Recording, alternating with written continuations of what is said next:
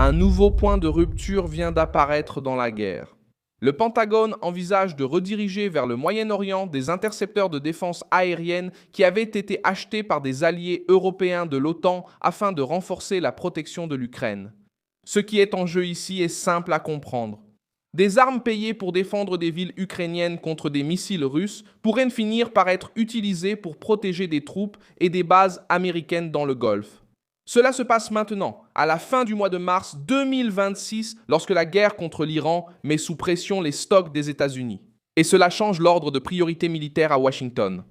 Le problème, c'est que ce changement de priorité touche l'Ukraine précisément à l'un des moments les plus délicats du front. La Russie a lancé près de 1000 drones de longue portée contre le territoire ukrainien en environ 24 heures, et Volodymyr Zelensky a de nouveau averti du risque de pénurie de munitions de défense aérienne. Alors que Washington concentre son énergie militaire sur le conflit avec l'Iran, les missiles PAC-3 du système Patriot, utilisés à la fois dans le Golfe et en Ukraine, étaient déjà rares. Avant cette nouvelle crise, des analystes interrogés par Reuters ont déclaré début mars que la production annuelle d'environ 600 unités ne couvre pas en même temps la demande américaine, celle du Golfe et celle de Kiev. Comment cela fonctionne-t-il? En pratique, l'achat de ces armes passe par un mécanisme de l'OTAN, appelé PURL, créé pour que les alliés et partenaires paient pour des armements américains destinés à l'Ukraine. L'Alliance elle-même affirme que ce système a déjà permis de transférer des milliards d'euros en matériel militaire vital pour Kiev, où cet impact devient plus visible dans le lien entre Washington, Bruxelles et le Golfe. Donald Trump a attaqué publiquement l'OTAN et a écrit que les nations de l'Alliance n'ont absolument rien fait en réaction. La réaction européenne a été glaciale. Lors d'une réunion du G7, en France, les alliés ont exigé la fin des attaques contre les civils, ont défendu une solution diplomatique et ont clairement indiqué qu'ils ne voulaient pas être entraînés dans une guerre offensive lancée sans consultation préalable.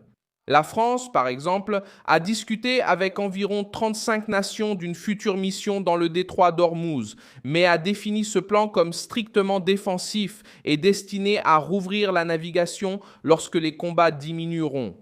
Pourquoi le Golfe est-il passé devant l'Ukraine? Pourquoi le détroit d'Ormuz est-il devenu le centre du risque économique et militaire? Environ 20% du pétrole mondial passe par là, et la guerre a déjà paralysé une partie du trafic maritime. Les nations du Golfe ont dit aux États-Unis que faire cesser les tirs ne suffit pas.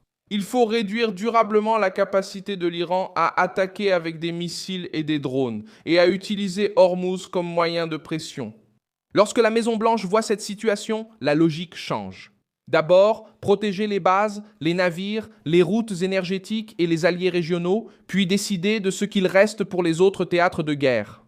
Mais cet épisode met à nu une blessure. La confiance est attaquée.